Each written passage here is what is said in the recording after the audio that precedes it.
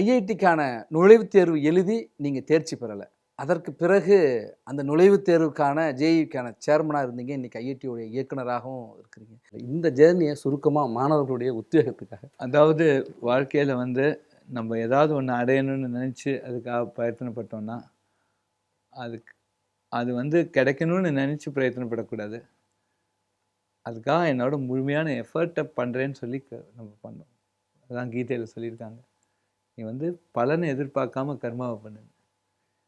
படிப்பும் அப்படி தான், படிச்சுட்டே இருக்கணும், அதோட பலன் தானாக வரும். ஏன்னா கல்விங்கிறது ஒரு தாய்.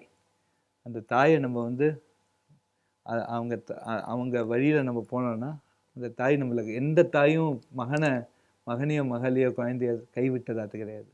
அவங்க நிச்சயமாக அதை காப்பாற்றுவாங்க.